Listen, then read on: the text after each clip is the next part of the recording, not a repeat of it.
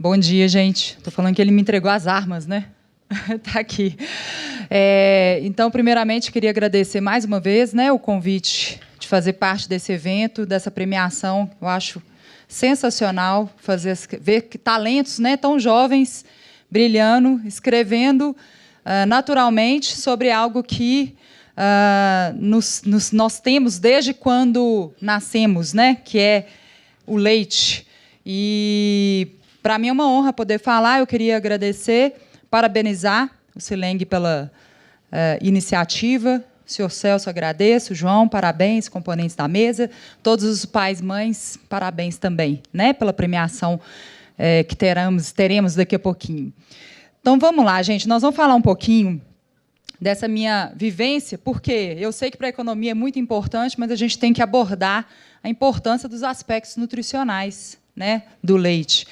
E é impossível a gente não destacar um alimento que tenha tantos nutrientes e que, infelizmente, a gente vê tantas pessoas discorrendo de maneira equivocada, né? Então, eu acho que nada mais apropriado que a gente falar sobre os mitos e verdades. E aí, obviamente, que o primeiro ato da nossa vida é tomar o leite. E aí é importante, obviamente, o laço mais afetuoso da nossa vida é quando a gente começa a amamentar. Então, obviamente, que a gente sabe que essa amamentação exclusiva até o 6º mês é muito importante, mas aí vem aquela pergunta: e nós, adultos, temos, né, que tomar leite? Será que é tão importante? Então, muitas vezes eu falo, não é obrigatório.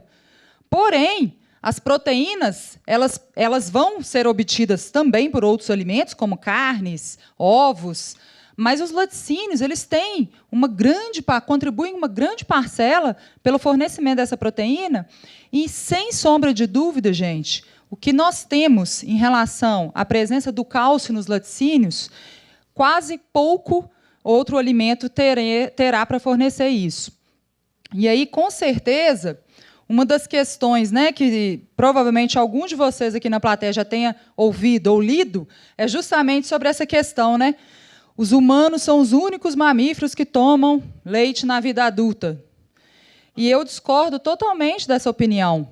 Por quê? Porque nós temos inteligência para saber utilizar um produto que muitas vezes é nobre, né?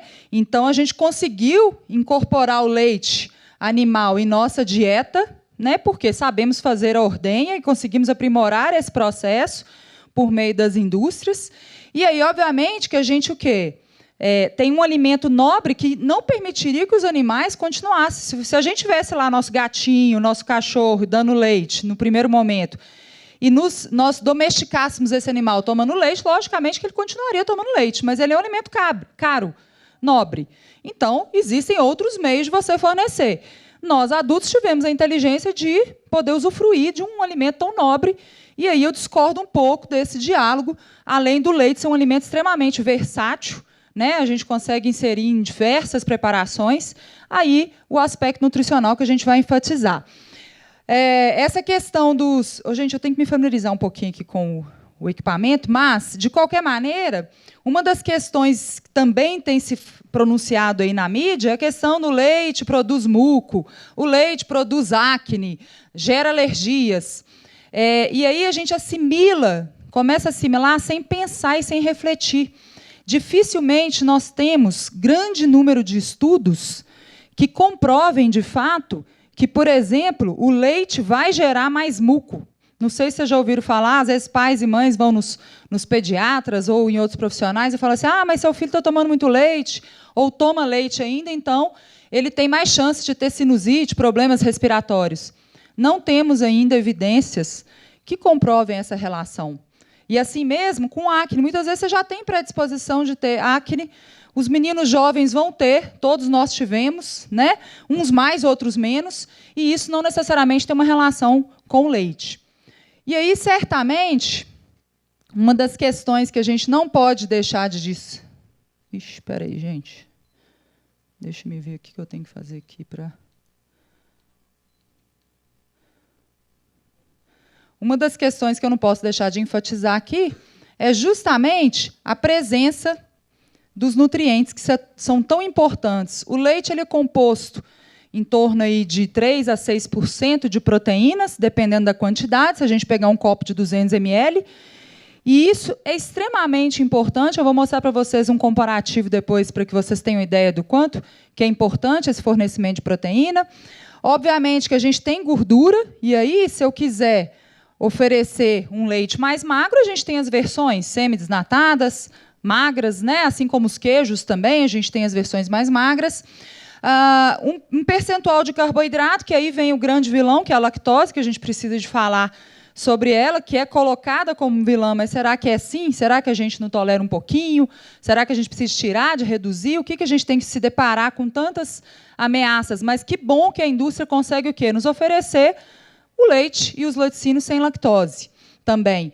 A presença de vitaminas e, obviamente, o quê? O cálcio, que é um dos nutrientes mais importantes que a gente pode falar. Num copo de leite, eu ter 240 miligramas a 300, dependendo de cada marca ou indústria, né, é uma quantidade bem expressiva. E aí, certamente, uma coisa que nos chama atenção é, Janaína, você está falando que eu preciso ter 240, eu posso ter 240 miligramas ou 250 num copo de leite, mas quanto que eu preciso de ingerir no dia? E aí é impressionante porque nós temos que uma necessidade, adultos em torno de 1.000 miligramas diário, idosos, né? Ou seja, mulheres com mais de 50 anos e homens com mais de 70 anos, nós necessitamos de 1.200 miligramas, e crianças, né, principalmente em fase de crescimento, 1.300 miligramas, e mulheres lactando ou gestando. Então, certamente, uma das questões mais importantes que hoje eu tenho acompanhado, né, na evolução, desenvolvimento de crianças e jovens, é justamente, gente, que essa ingestão dietética de cálcio, hoje no Brasil, ela está bem abaixo das recomendações e fica em torno de 400 miligramas. Ou seja, se eu preciso de 1.000 miligramas, a gente está ingerindo menos da metade, né? E isso vai equivaler, se eu tiver essa educação de tomar os 3 copos de leite, pelo menos, às vezes uma fatia de queijo, um pouco de iogurte. Não gosto de leite, você tem os derivados todos, né? 2 fatias de queijo, você consegue já atingir uma cota considerável, né? Muitas vezes, de cálcio contribuindo para esses 1.000 miligramas. E muitas vezes você não consegue chegar nos 1.000 de uma vez, certamente, você criando esse hábito, você educando esse hábito, você consegue.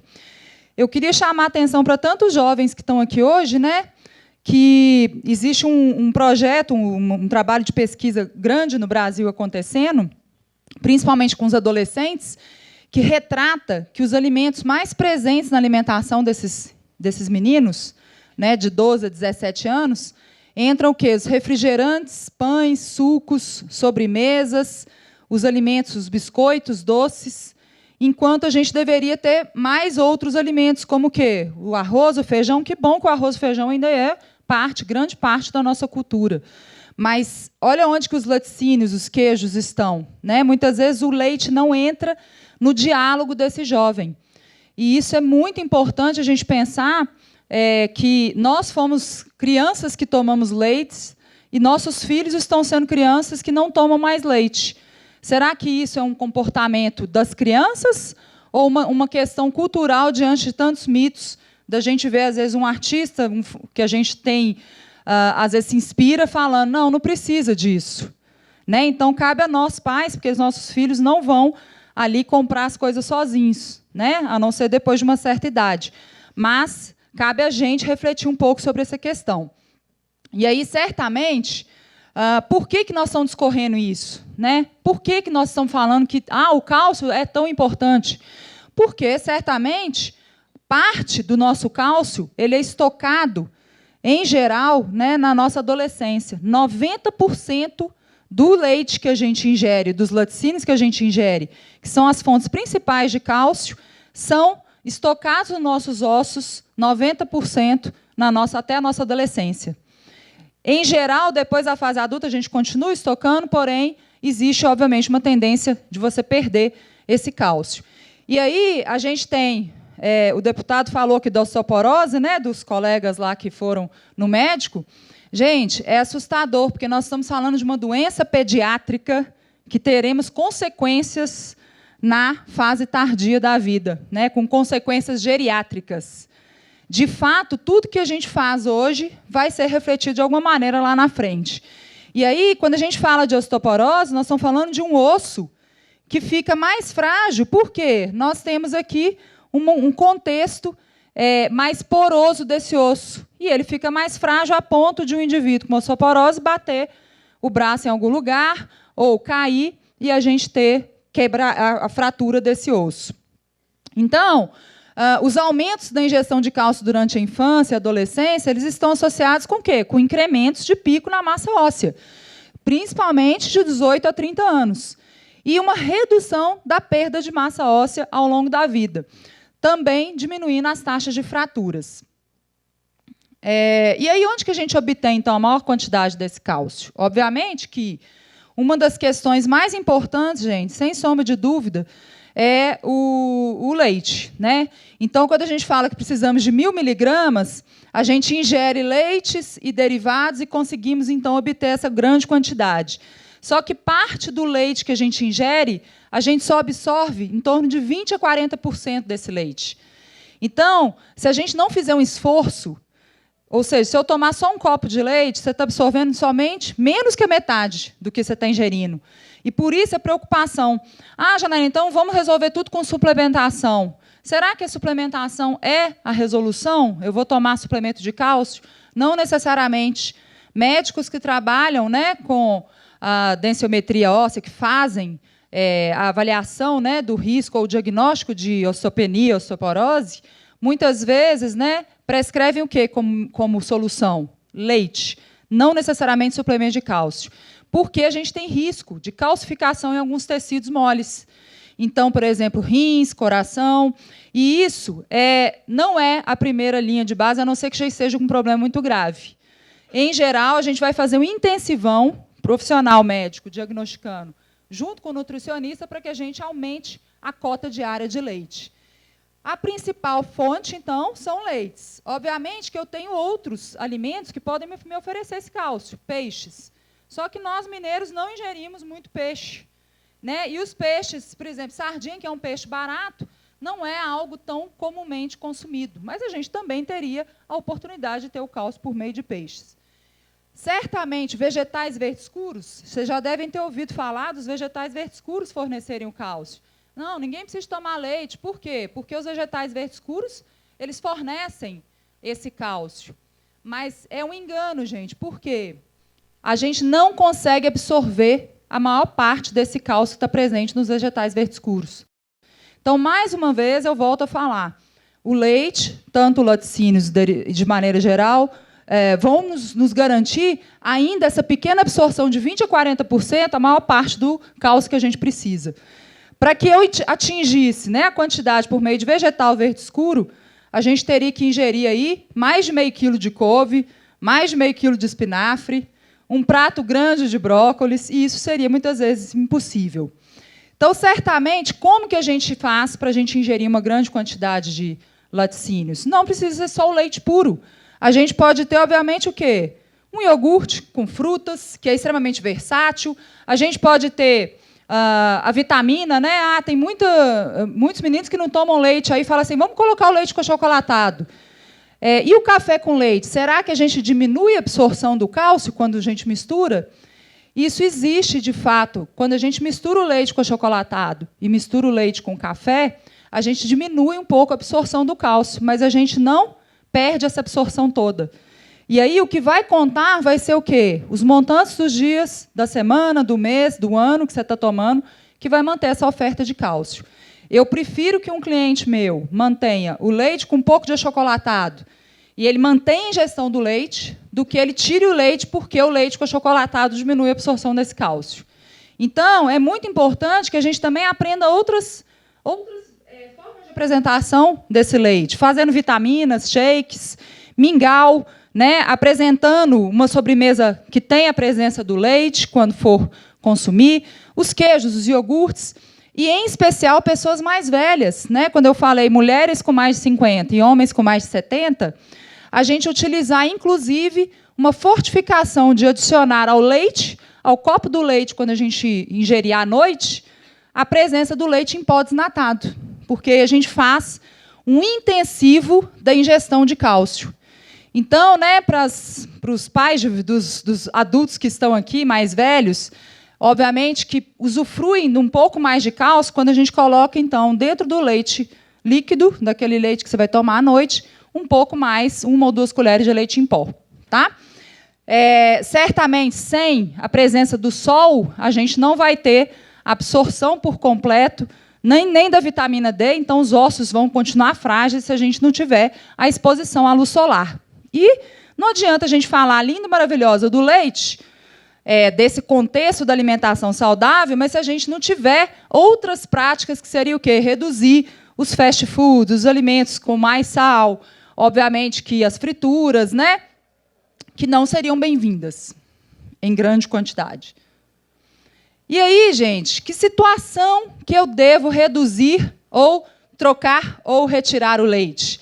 A gente vê, né, hoje eu escuto um cliente falando para mim, Janaína, eu sinto uma distensão, eu não posso tomar nenhum leite, nenhum derivado, eu cortei o glúten da minha vida, cortei a lactose.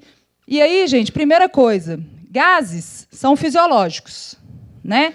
Todos nós só escolhemos o lugar para eliminá-los. Mas, certamente, gases são fisiológicos. Ninguém quer ter nenhum gás no dia, não existe essa possibilidade. A não ser que você fique em jejum o dia inteiro, 2, 3 dias. Mas, a partir do momento que o alimento chega no sistema digestivo, a gente vai produzir mais gases. Eu estou falando aqui, certamente estou o quê? Engolindo ar. Então, a gente produz gás. Isso é um primeiro ponto. Aí, vamos pensar. Eu estou ingerindo leite e, obviamente, eu tenho o quê? Um certo desconforto. O que a gente sabe? Que a lactose ela está presente naturalmente como um açúcar do leite, mas a gente precisa da lactase, que está lá no intestino, para quê? Para quebrar essa lactose.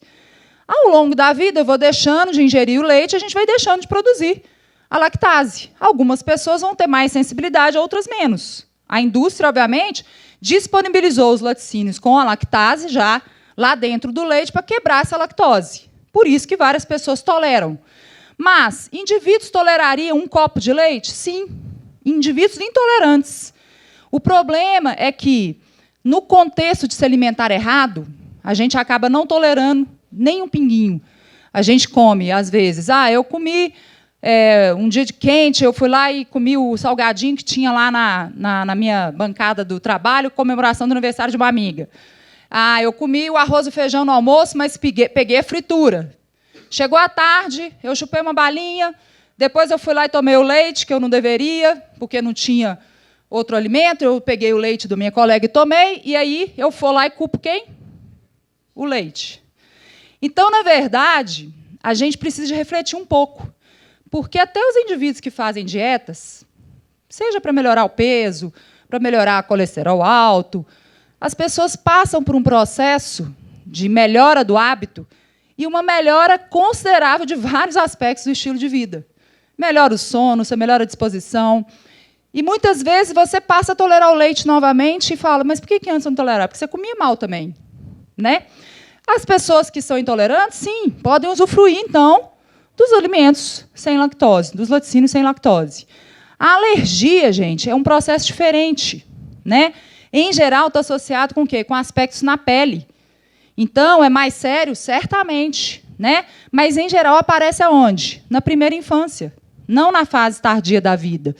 E aí a gente tem um mito também de que os alimentos sem lactose são 0 caloria, são 0 gordura. E as pessoas confundem muito isso. Né? O que a gente tem nos alimentos sem lactose? Não temos a própria lactose. Né? Então, quando eu falo lac-free, não quer dizer que é 0 caloria.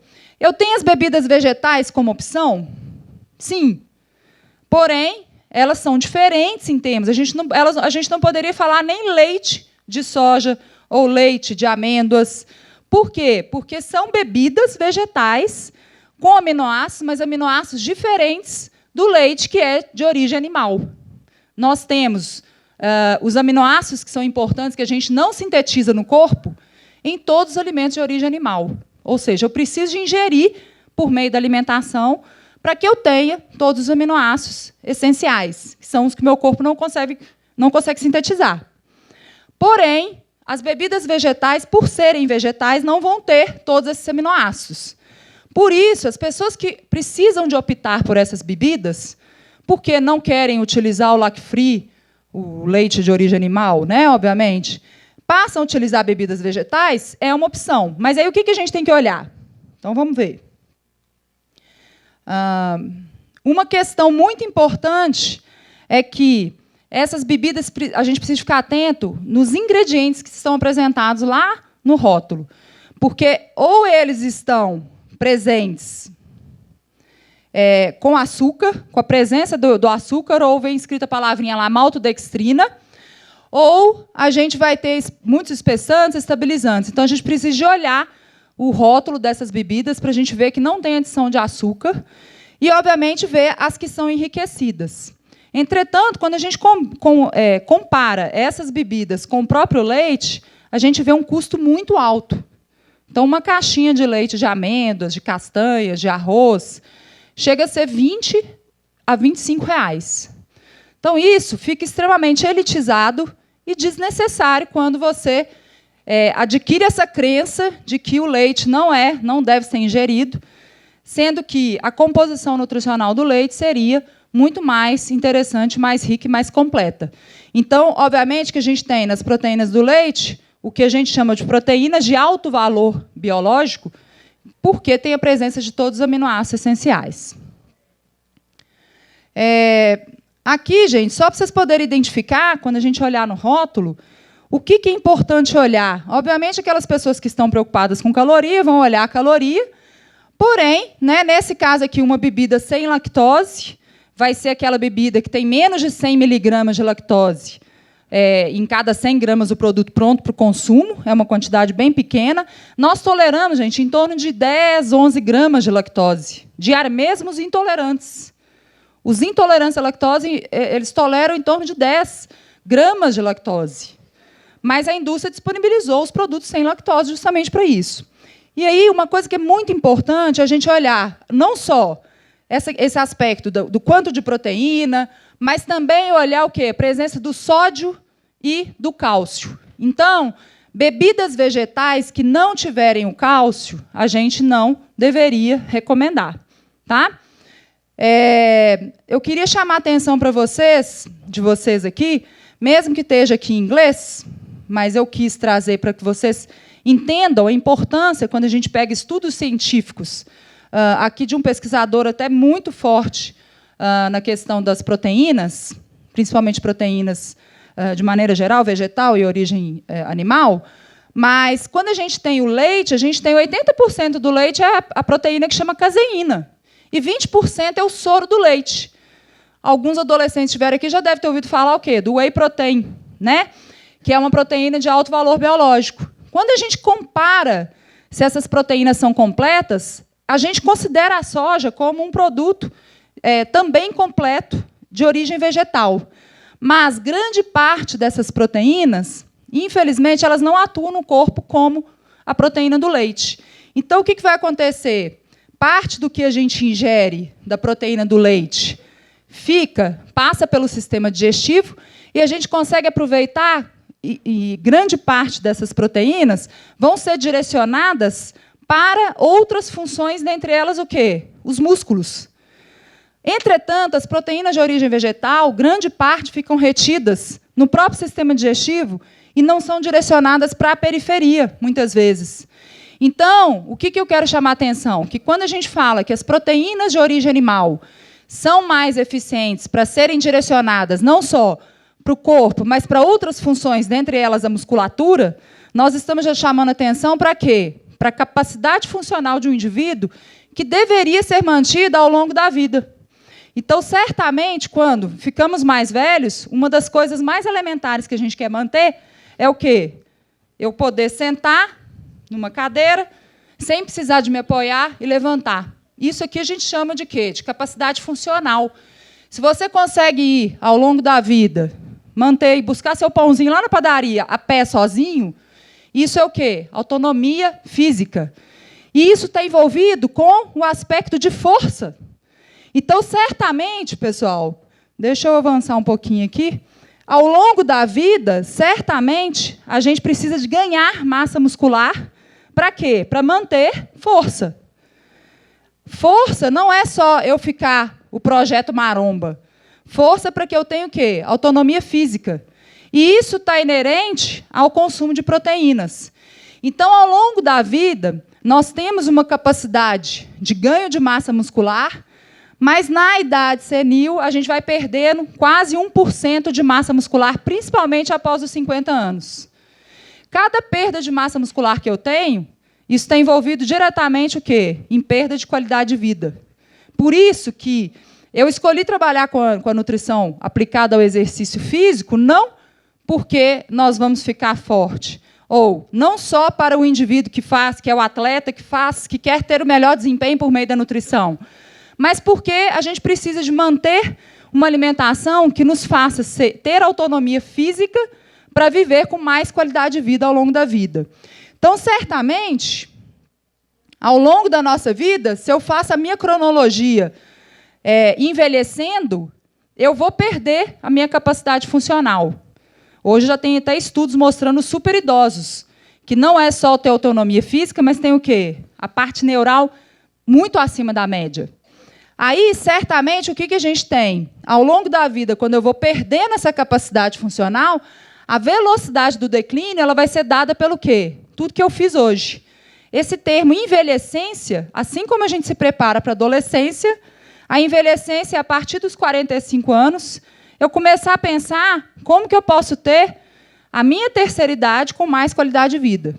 E aí, certamente, o que eu me alimento hoje vai ser impactante do declínio e na velocidade desse declínio na minha capacidade funcional. Então, certamente, quando a gente tem a massa muscular garantida, a gente consegue, indiscutivelmente, manter uma capacidade funcional, uma autonomia física, melhorar a minha imunidade, prevenir doenças, melhorar a minha composição corporal, a qualidade de vida e o desempenho físico como um todo. E aí, o que eu preciso de ter ao longo da vida? Principalmente quando eu estou me ingerindo a proteína, se a gente consegue, à noite, principalmente que eu fique em jejum, se eu conseguir, ao acordar, manter uma ingestão, se eu tomar um copo de leite, por exemplo, ou comer um ovo, ou eu consumir uma fatia de queijo, eu aumentar os aminoácidos do meu sangue por meio de um consumo de um alimento proteico, eu vou elevar os aminoácidos no sangue, passa 2, 3 horas, esse aminoácido começa a diminuir, aí eu vou me alimentar novamente com algum iogurte, por exemplo, esses aminoácidos se elevam de novo. E aí os grandes estudos hoje eles têm pautado muito na flutuação de aminoácidos no sangue ao longo do dia. Isso é muito interessante, porque se a gente pensar que, por meio de uma estratégia, eu consigo permitir com que o meu corpo aproveite as proteínas dos aminoácidos de maneira eficiente ou mais eficiente, isso é extremamente valioso no contexto da minha trajetória e o desenho dessa capacidade funcional. Então, obviamente que os benefícios, do leite eles são inúmeros, principalmente por causa dessa oferta proteica. Entretanto, o que eu penso hoje no contexto de qualidade de vida é justamente eu garantir uma oferta de proteínas, mas pensando, em especial, no bem-estar da pessoa, porque as pessoas estão consumindo dietas cujo vizinho faz e deu certo para ele, cujo meu amigo fez, meu parente fez, e sem olhar o quê? O reflexo do que você gosta, do que é a sua preferência. E é possível, Janaína, conciliar isso? Certamente. Então, para aqueles indivíduos que não gostam do leite, tem outras versões, tem outras possibilidades que sejam... Eu já vi cliente falando assim, não consigo tomar assim. Eu falei, todo mundo consegue tudo, mas a gente precisa de ser educado. E, obviamente, nós, nutricionistas, conseguimos elaborar esse processo de oferecer dicas, sugestões, recomendações, mas pautado, gente, naquilo que realmente a gente precisa. E não com base em modismos. Porque, se a gente for escutar tudo que hoje tem, e aí eu vim acompanhando desde ração humana até o goji berry, o suco detox, e todo dia vai ter um porém.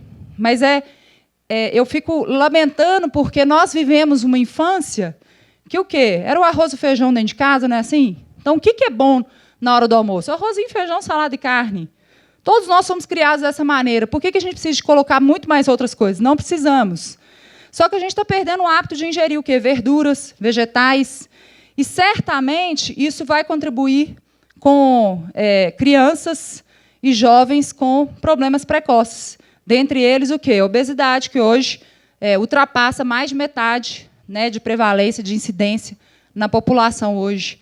E isso é reflexo do que a gente faz, né? Então, eu queria só apresentar para vocês, como uma ilustração, que não vai dar para vocês verem, porque ficou pequenininho.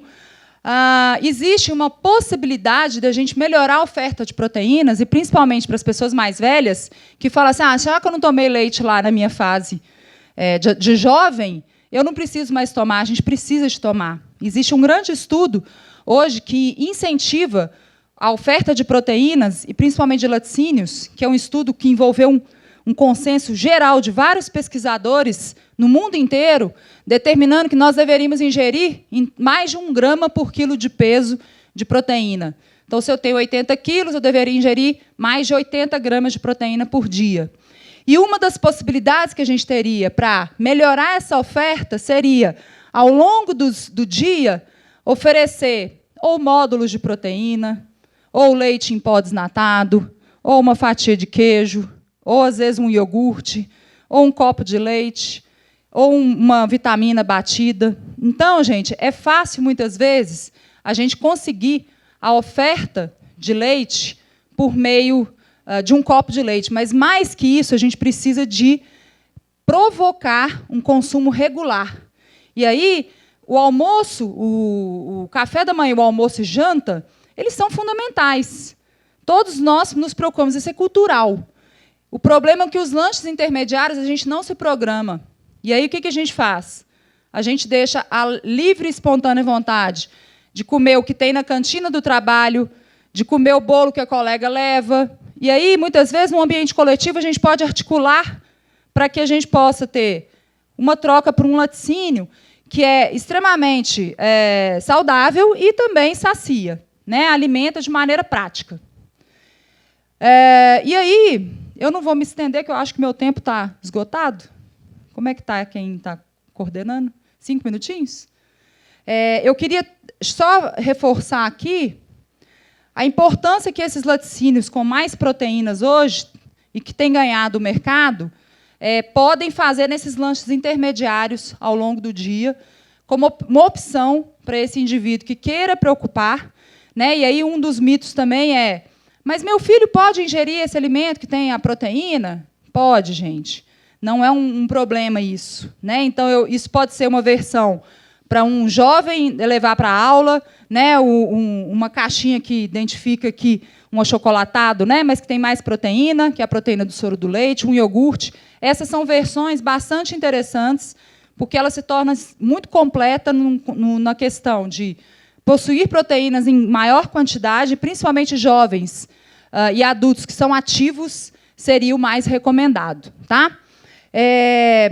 Para que vocês tenham ideia, né, na questão do que a gente deveria manter de proteínas ao longo do dia, e principalmente dessa sugestão que eu fiz, de à noite nós tomarmos um copo de leite, mas adicionar o leite em pó desnatado nessa bebida, a gente consegue aumentar a oferta de proteína, porque hoje a gente já sabe que existe uma característica dessa flutuação dos aminoácidos ao longo do dia. Então, eu acordei, os aminoácidos estão baixos, tomei um copo de leite, comi um ovo, elevei a proteína, aí passa um pouquinho, já começou a diminuir, eu vou tomar esse iogurte, elevei.